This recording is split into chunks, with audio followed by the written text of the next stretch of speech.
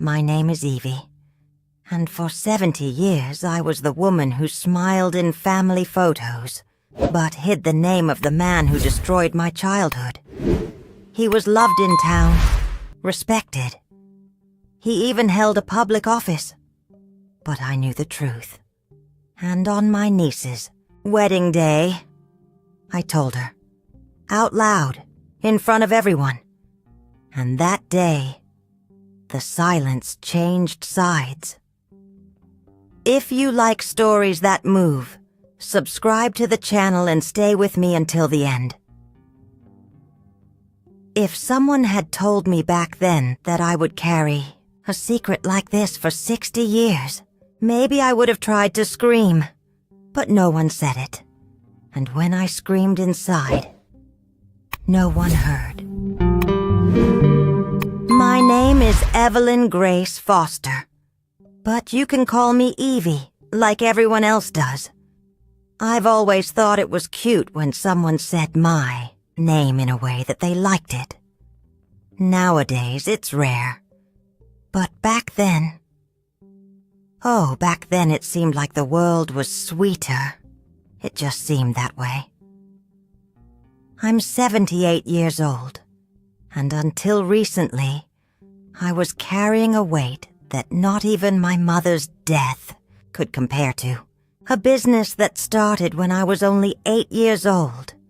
And look, there are things that we keep quiet about. Not because we want to. It's because the world around us helps us bury them. And when you're a child, you learn to swallow your tears if you want to survive. I grew up in a small town in the heart of North Carolina. One of those with only one Baptist church, one small grocery store, and where the neighbors know when you sneeze. But pretend not to see when someone else is crying. My mother was a tough woman, the kind who stayed on her feet even in a storm. And my father, he was more absent than present. He worked too much, drank even more, and when he was quiet, everyone knew it was time to be quiet too. My only joy was my grandmother. Donna, Celia, a sweet lady who made corn muffins and called me her little light. With her, I could be a child.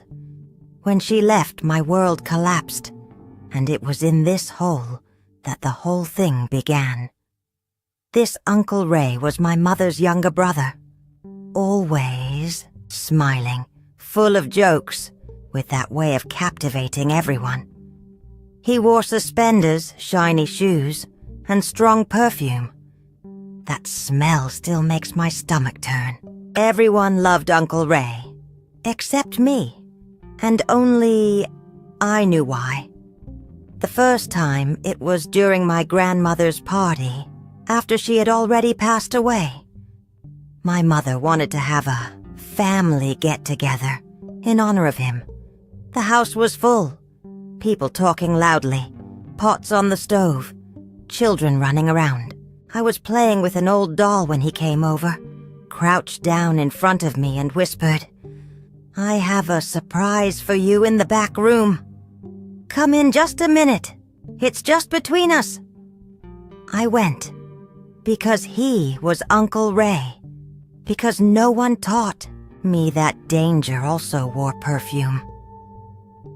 He took me to the tool room, a stuffy, dark place, smelling of rust and bad things. He locked the door. There he touched me. He pressed me against the wall and said it was our joke. I didn't understand. I just felt a weight on my chest, my stomach turning, my body frozen. When he finished, he calmly adjusted my shirt, ran his hand through my hair and said, "If you tell anyone, no one will believe you. You know that, right? This is just ours." And I believed him. I left there dizzy. I sat in a corner of the room without sound, with the doll on my lap. No one noticed. He came back into the middle of the party laughing, telling jokes, filling the glass, and no one noticed anything. The second time was a few weeks later. He caught me alone on the porch. He said he wanted to show me a little bird he had found trapped in the chicken coop. I hesitated, but he laughed, ruffled my hair, and said, "Trust, Uncle. You're my little princess, right?" This time he went behind Aunt Edna's barn, with the smell of straw and strange silence. There, he repeated the joke. And I became even quieter, as if my body had understood that fighting it wouldn't work. He made it seem normal. He would put his arm around my shoulders afterwards, whistling as if he had just gone to feed the chickens corn. At dinner that day, he sat next to me. He served me potatoes. My mother laughed and said, "Ray, you're the only one who can get a smile out of that girl. She's always sulking." Sulking. That's what they saw. Not that I was shaking inside. The third time. It was inside the church. Yes, inside the church, helping to set up the decorations for the Thanksgiving service. He called me to help with the flowers in the back, the small room where they kept the Christmas stuff. He locked me in there and told me that I was getting prettier and prettier. I was only 8 years old. That's when I felt ashamed for the first time.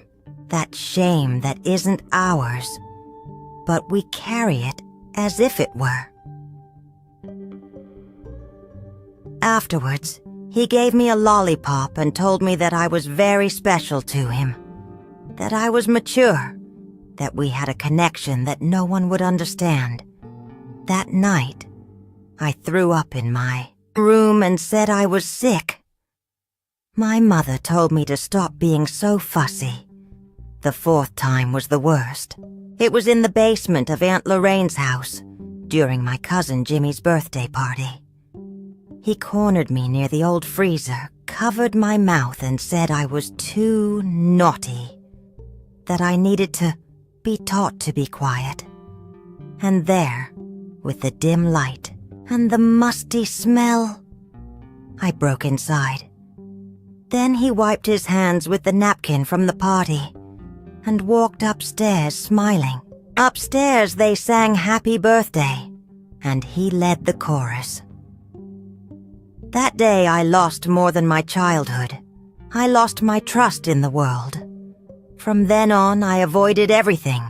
Meetings, birthdays, even going to church.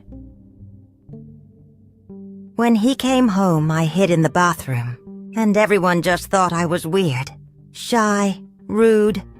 My mother, she made me say hello. "It's your uncle. Stop being rude." My father? He didn't even notice. My aunts? They laughed, saying that I was in that phase. And him. He would wink at me. He would call me Uncle's little star. And I swallowed it. I swallowed it all. The anger, the hurt, the fear, the disgust. I swallowed it so much that one day I didn't know who I was anymore. I only knew that it hurt to exist. And the worst thing is that he continued to be the sweetheart of the town, with a position in the city hall, praised from the pulpit, praised in the town newspapers when he donated to the daycare. And me? I was just the weird niece who didn't like parties. But I was there. I saw it all, and I remembered it. Until now. After the fourth time, I became a shadow. I learned not to draw attention to myself, to look away, to smile out of the corner of my mouth. It was the only way I knew how to continue existing without breaking down completely. That's how I grew up. I became good at everything they expected me to do. I studied, I helped around the house, I prayed, I dressed properly. no one ever suspected that behind my education was a scared little girl trying not to be noticed. When I was 22, I met Tom. He was different. Quiet, too. Hard-working, kind. He had those eyes that look at you without rushing. He called me Evie Girl, and always said that I had a calm way about me that he liked. At first, I thought he was just being polite. Then, I thought that maybe he really did see me. And that scared me. But it also gave me a kind of hope that I didn't know still existed. We dated for a little over a year, and it was he who proposed to me, sitting on the sidewalk of Aunt Bonnie's house, with a simple silver ring and a smile so beautiful it hurt. I accepted. More because I wanted to run away from home than because I was ready for anything. We got married in the little church in town. A borrowed dress, a flower in my hair, apple pie served in the back room. I was so nervous I could barely feel my legs. The first night was difficult, not because of Tom. He was respectful, calm, but his touch, however gentle, set off alarms inside me. It was as if my body remembered what my head wanted to forget. Every time he touched me, I flinched. "Is everything okay, Evie?" he asked, and I lied. "I'm just tired." He pretended to believe me. I pretended everything was fine, and so we got on with it. The house was small, but cozy. I made sure to put up crochet curtains on the windows and a dish towel embroidered with chickens.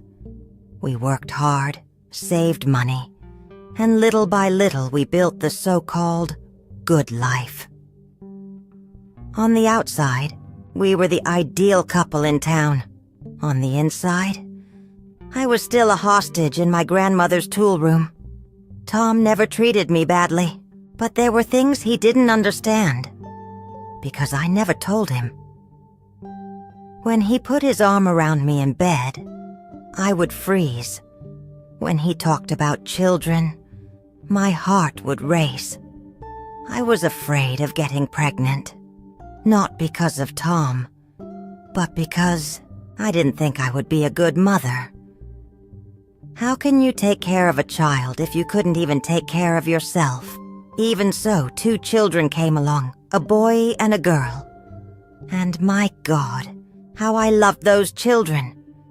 But along with the love came a fear as big as the world. I wouldn't let anyone touch them. Not aunts, not cousins, not friends.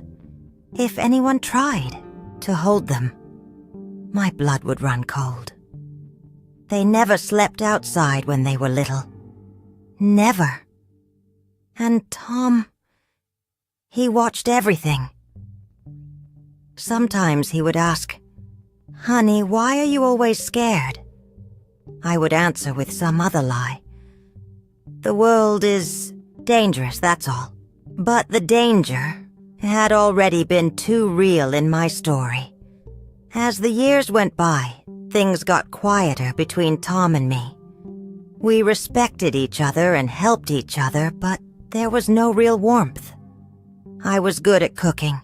He was good at fixing things. We lived like good farm partners. But husband and wife, only on paper. On Sundays, he liked to sit on the porch with a glass of iced tea and listen to the radio. I would sit nearby, knitting or working in the dirt. Sometimes he would say, "Evie, you never talk about before me." And I would say, "Because there's not much to say." Another lie. There was a lot. So much I didn't know where to begin. And Uncle Ray, oh, he kept going. He moved up in the world. He became the city treasurer, a leader on the school committee, and gave speeches at church events. He even received an award from the city council for service to the community. I watched it, all with a sinking feeling in my stomach. Every now and then I would see his name in the local paper. Dear Ray Foster donates to nursing home campaign. Ray Foster leads urban restructuring project. Example of citizenship. Example was what he was not. There was a time when I was forced to go to a family dinner. He was there, all smiles, in a light-colored suit, patting everyone on the back. When he saw me, he came up to me. "My Evie, it's been a while." And he hugged me. I froze. I smiled sheepishly. I left the room. I ran to the bathroom. I threw up. That night, I didn't say anything. Tom saw that I was acting strange, but he didn't insist. And I thanked him. Because if he asked, maybe I would tell him. And at that time, I still thought that telling him would break me for good. But the truth is, the silence was slowly killing me. And one day, he decided to explode. It was on a random afternoon. I was mopping the kitchen and Tom was washing the dishes. He came up behind me and hugged me affectionately, as he always did. But that touch at that moment brought me a smell, a sound, a memory. From the little room, from the basement, from that voice whispering, "This is our little secret." I pulled away as if I had been shocked. Tom stopped. "Evie, what happened?" I sat up slowly, the towel still in my hands, and I spoke in a choked voice. "Tom, there's something I've been hiding my whole life." He sat down next to me. He didn't say anything. He just looked at me like he listens to what's not said. And I started. Not everything, but enough. I talked about my uncle, about the games, about the little room, about the church, about the freezer, about the fear. Tom closed his eyes. He took a deep breath. Then he held my hand. "I'm here. You're not alone." And there, in that kitchen that smelled of stewed beans, the silence cracked. The crack was small, but real. It was the beginning.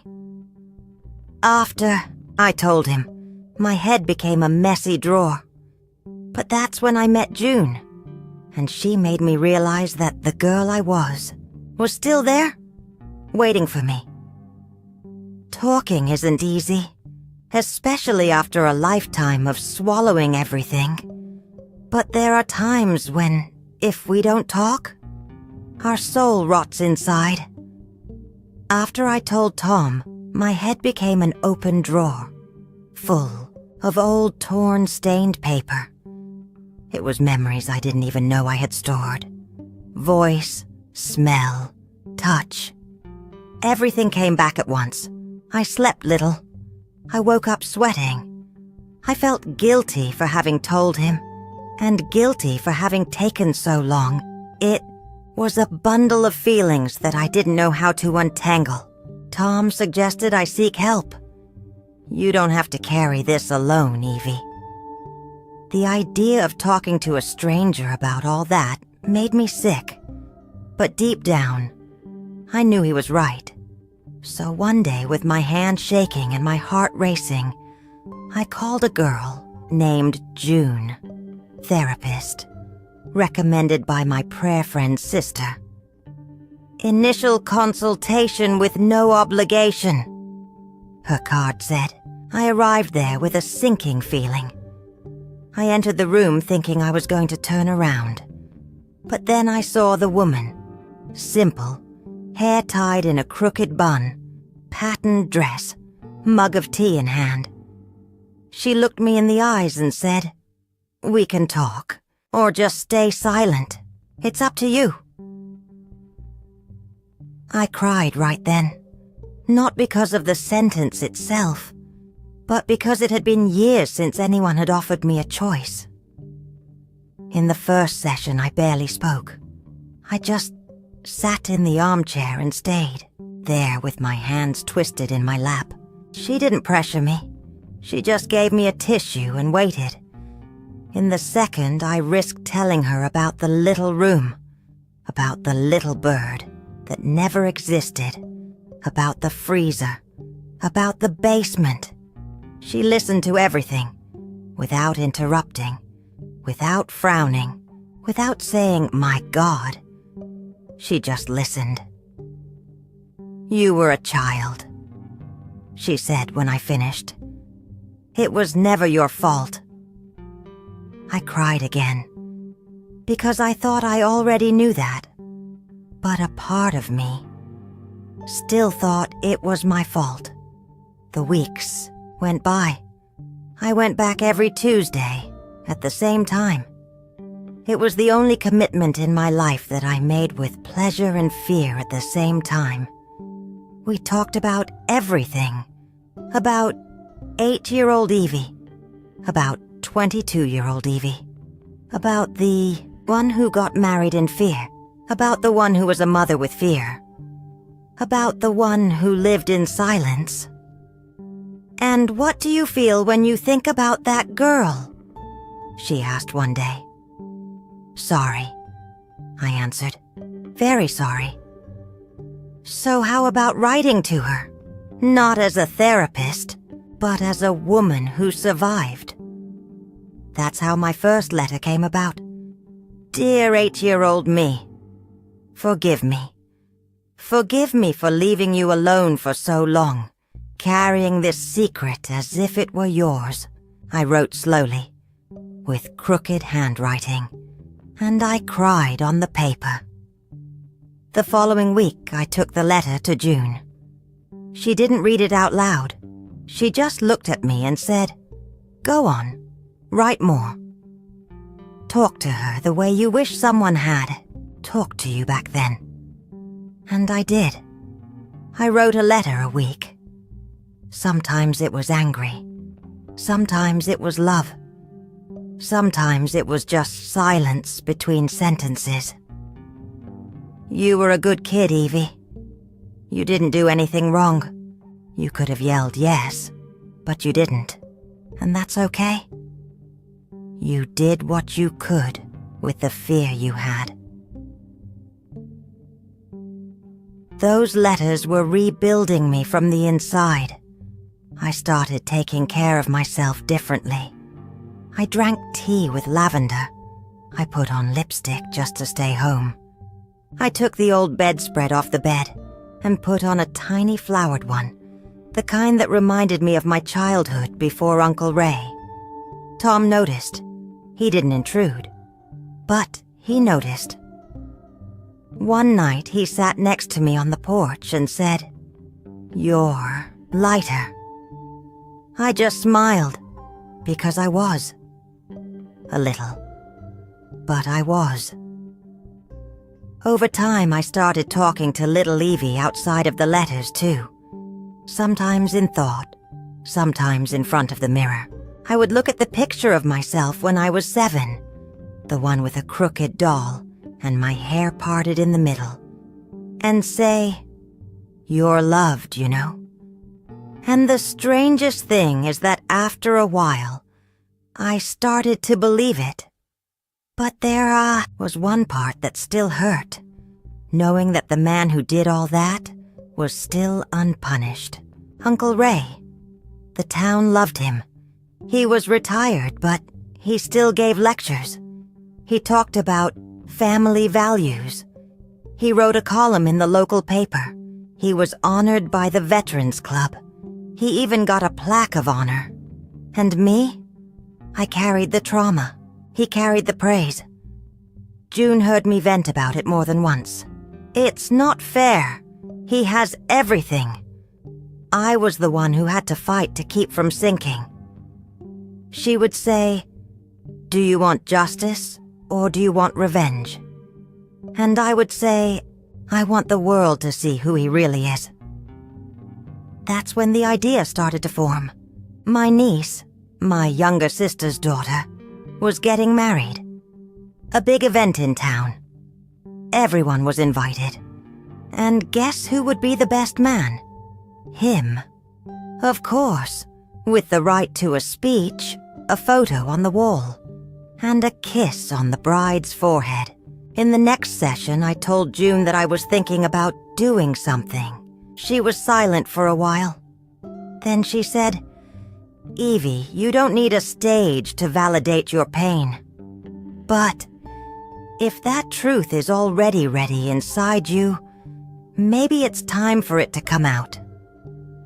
And then I knew I was going to say it, not for myself, but for all those who never could.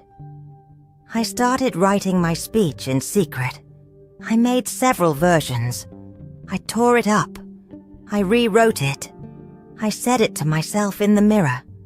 I tested the tone, the rhythm, word for word. Tom didn't know what I was going to do, but he knew me too well not to notice that a storm was coming. And when the wedding day arrived, I went. I wore a dark blue dress, almost the same shade as the one I wore when I was 8. It was on purpose. I sat in the back of the church, my hands shaking and my heart beating like a drum. And when the bride threw the bouquet, and everyone gathered in the hall for the toast and the speeches, I stood up. I asked to speak, and no one denied me, because no one imagined it. But they would know. Now, they would know. There are lies that survive for decades. But when the truth appears, even if weak, even with a trembling voice, it tears off the mask of those who lived protected by the silence of others. The hall was decorated with white flowers, those expensive tablecloths rented just for the occasion, and little lights hung even from the chandelier. It was the wedding of my niece, the daughter of my younger sister, the one who always said that family is everything.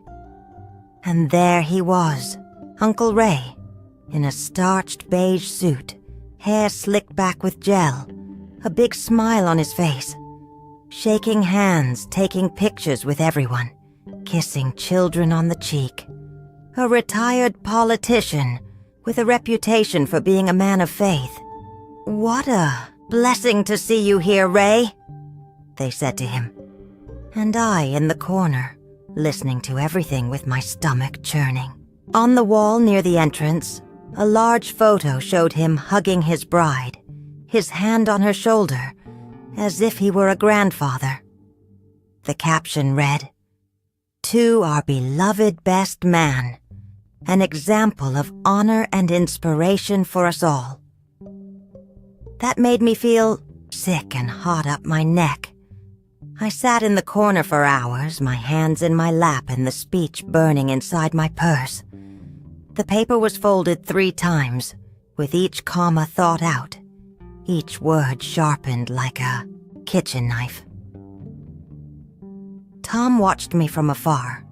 He didn't know what was coming, but he knew my face when I made one of those decisions that there was no turning back. When it was time for the toasts and speeches, Aunt Lorraine went first. Then the pastor. Then the bride's mother.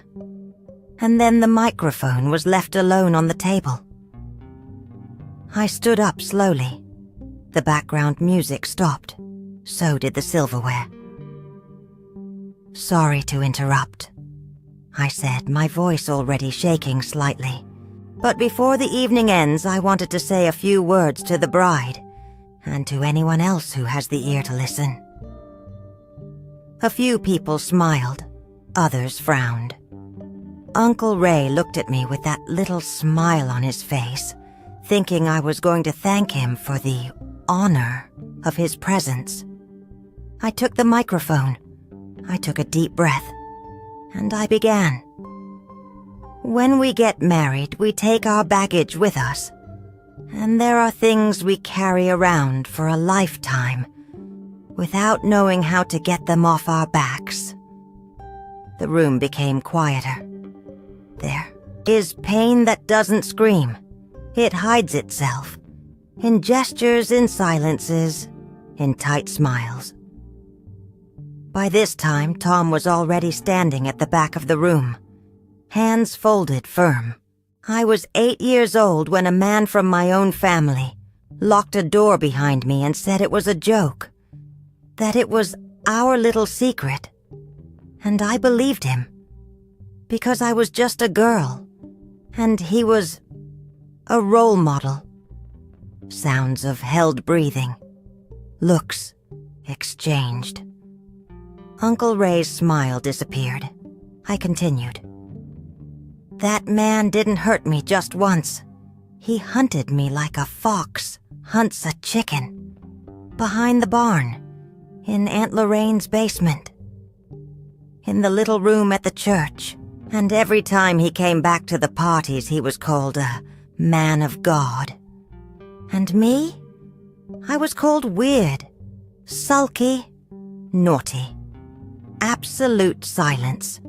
Today, he's here, dressed in honor, photographed as inspiration, and I decided that this story would end differently. My hand was shaking, but I held the microphone steady. His name is Raymond Foster, and everything I said here, he knows it's true, because I was a child, and he was the uncle everyone loved. Reactions began. Some widened their eyes, others shifted in their chairs.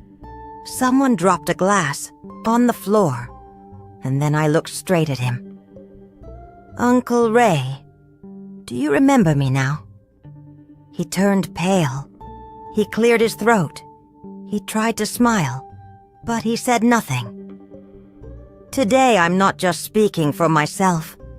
I'm speaking for the girls who are still silent, for the ones who swallow their shame alone, for those who still have to hug a monster disguised as a good person. Someone pulled out their cell phone. Others started whispering. I finished. My life has been marked by this silence, but today, I'm giving it back to the person who gave it to me. And I left the microphone on the table.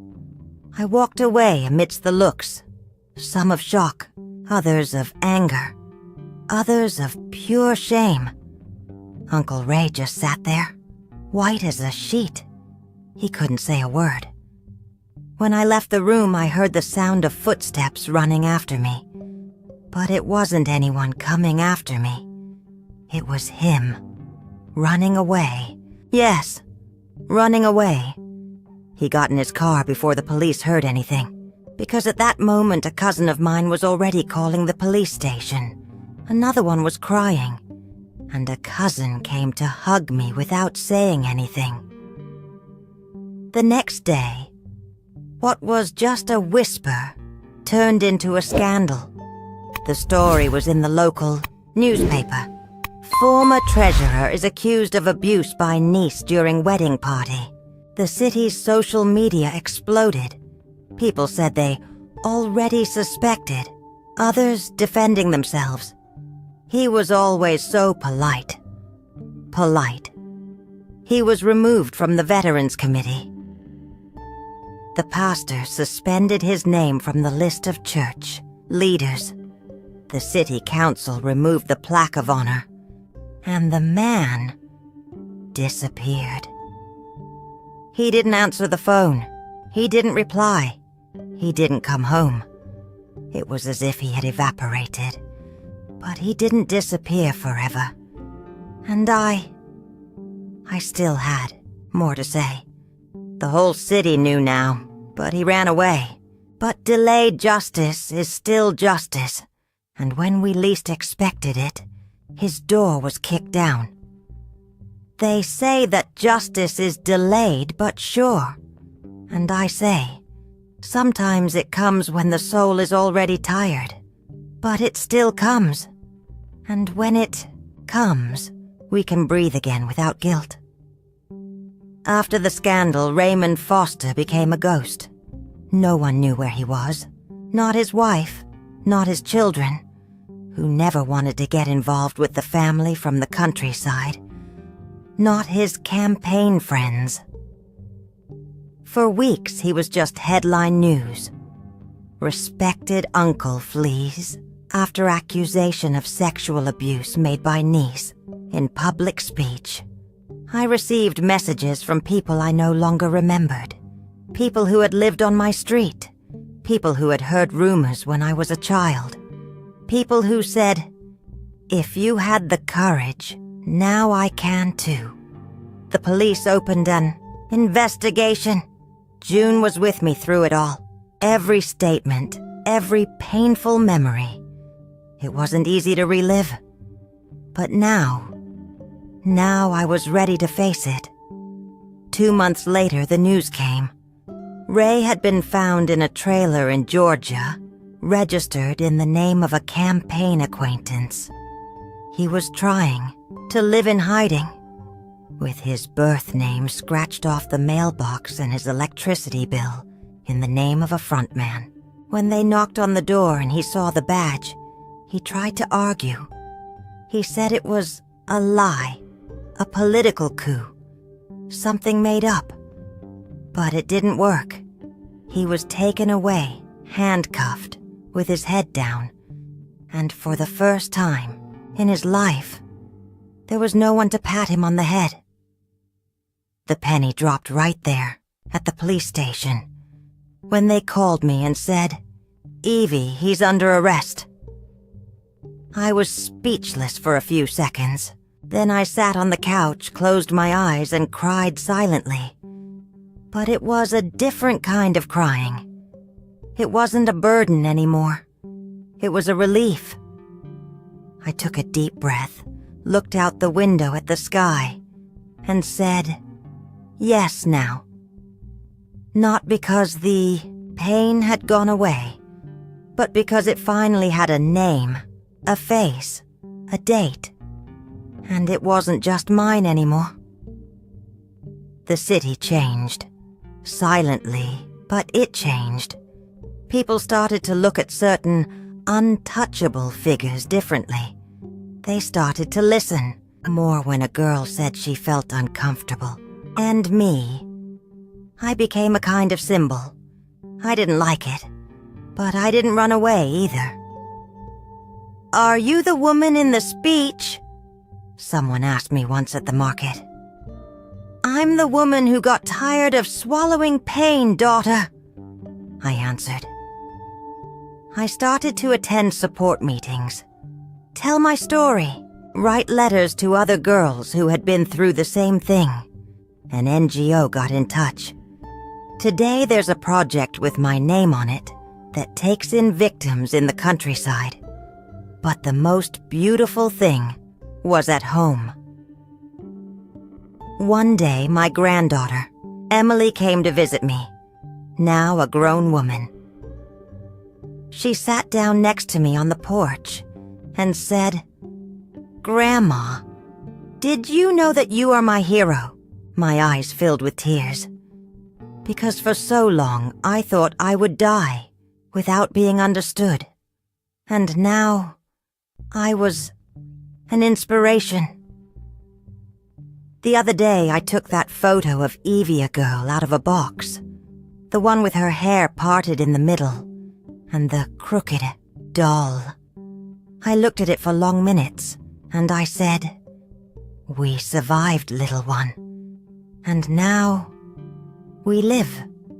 I developed a taste for writing. My notebooks are so full of words that never fit inside me before. Words about fear, but also about faith, about how pain teaches. But love sets you free. Tom, my old friend, holds my hand whenever the memory comes back. Sometimes he just kisses me on the forehead and says, "You are the strongest woman I have ever known. And I smile, because I no longer need to pretend to be strong. Now it is in me, in my speech, in my walk, in the way I look. I am Evie. I am 78 years old. I was once a silent girl. I was once a broken woman. But today, I am a whole lady, because even though time tried to silence me, I discovered, when we find the courage to speak, shame changes address. If this story touched you, don't keep it to yourself. Share it with someone who needs to remember that courage heals and that silence is never the end of the line. Leave your comment below. Tell me, what did this story awaken in you? And if you want to hear more stories that touch your heart, subscribe to the channel and activate the bell. Because every life has a story that deserves to be told. And sometimes, your healing begins by listening to someone else's.